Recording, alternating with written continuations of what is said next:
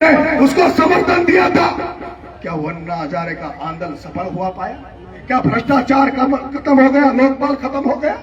मैं आपसे कहना चाहता हूँ, उम्र ज्यादा नहीं है, कुछ बड़ा भी नहीं है, लेकिन जितना जोश भगत सिंह में था, जो मन कुर्बानी देने का भगत सिंह के अंदर था, उतना ही मन भगत सिंह की तस्वीर लगाकर नरेश मीणा भी सड़कों पे निकला है।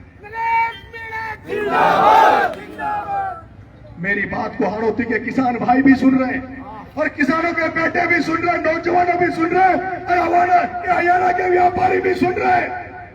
मैं आपसे कहना चाहता हूं, आपके घर में जो आप खाना खाते हो, वो जो तेल आता है खाने का, क्या वो शुद्ध आ रहा कि नहीं आ रहा? आपके जो फल फ्रूट आ रहे हैं, टेकों में फल फ्रूट मिलते हैं, उनमें कौन सा केमिकल मिला रखा है, कौन सा जहर मिला रखा है, आपको पता है क्या? मिठाई में मिलावट, घी में मिलावट, दूध में मिलावट। अरे मैं कहना चाहता हूं, गुंडा बदमाश गैंगस्टर तो किसी को गोली मार के, चाकू मार के एक आदमी 5 आदमी को कातिल कर सकता है, लेकिन वो मिलावटखोर करने वाले लोग हजारों लोगों को मार रहे हैं, हजारों लोगों के मौत के कातिल हैं, हत्यारे हैं। आज मैं देखता हूं हाड़ौती में, आप निकलो, पूरे इतने लोग घूम रहे, बैठे खड़े, केवल 1-2 पगड़ी धारक दिख रहे। गांव में चले जाओ, पगड़ी धारक मिलते नहीं है, 70 साल से उम्र बची नहीं है। अरे इन मिलावटखोरी के कारण, मिलावटखोरी की वजह से घर घर में कैंसर फैल रहा है, गांव गांव में कैंसर फैल रहा है, हजारों लोग कैंसरों से मर रहे हैं। युवा साथियों, मेरे भाइयों, उसको जगाने के लिए, मिलावटखोरों को फांसी की फंदे पे चढ़ाने का जैसा कानून बनवाने के लिए ये जन क्रांति निकाल रहा हूं। ये जन क्रांति भ्रष्ट सिस्टम के खिलाफ है, पूंजीपति नेताओं के खिलाफ है। ये जन क्रांति नशा के खिलाफ भी है। वो जो नशा, इसमें तरह चरस गांजे का नशा, जिस तरह से पंजाब में फैला, पूरा पंजाब बर्बाद हो गया, उसी तरह नशा राजस्थान में भी फैल रहा है। लेकिन ना सरकार चिंतित है, सरकार के नेता चिंतित नहीं है, कोई बात नहीं करते। इसलिए मैं जनता के बीच में इस यात्रा के माध्यम से जा रहा हूं और जनता से कहूंगा, सरकारें, नेता तुम्हारी रक्षा नहीं करेंगे, तुम्हें नहीं बचाएंगे। अब तो तुम्हें सड़कों पे आना पड़ेगा, तुम्हें नेतृत्व लेना पड़ेगा। केवल वोट देने तक सीमित मत रहो। 5 साल जनता को नेता बनना पड़ेगा, जनता को लीडर बनना पड़ेगा। अगर कोई नेता तुम्हारी जो आशाएं, उम्मीदें, उन पर खरा नहीं उतर रहा और वो दोबारा नरेश के बाद जाने के बाद जिसको तुमने वोट दिया है और तुम्हें लगता है किसी ने हमारे साथ न्याय नहीं किया, तो दोबारा आ जाए, उसको माला मत बनाओ, उसको जूतों की माला बनाओ, जूतों की। मैं आपसे कहना चाहता हूं, भ्रष्टाचार ना तो भजन लाल खत्म कर सकता, ना अशोक गहलोत खत्म कर सकता, ना डॉक्टर राहुल गांधी खत्म कर सकता और ना नरेंद्र मोदी खत्म कर पाया।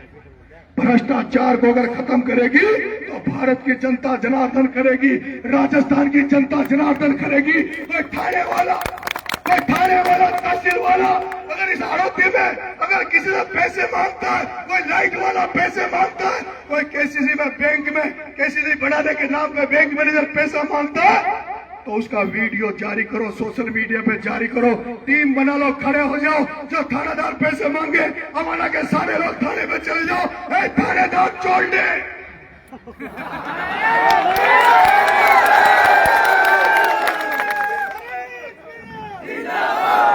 थानेदार छोड़ दे।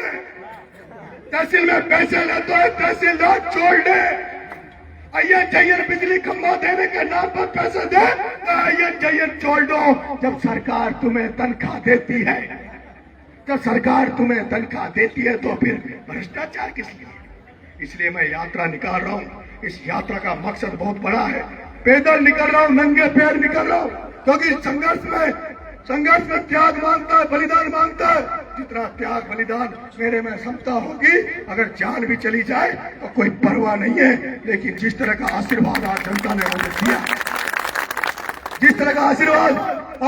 मुझे दिया, उससे ये तय तो हो गया कि राजस्थान की जनता परिवर्तन चाहती है। परिवर्तन इसलिए नहीं चाहती कि 2.5 साल भजन लाल से थाप गए इसलिए दूसरा बदल दे, इसलिए नहीं चाहती कि अगली बार फिर से कांग्रेस ले आए या फिर से बीजेपी ले आए।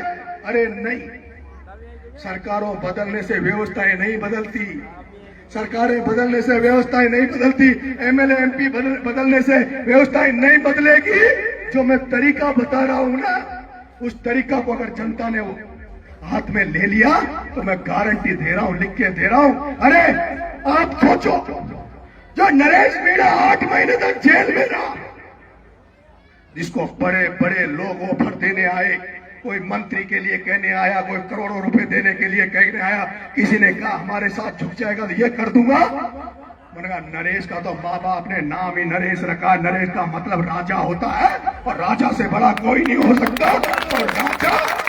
और राजा कभी किसी का आगे झुकता नहीं है, राजा झुकेगा नहीं।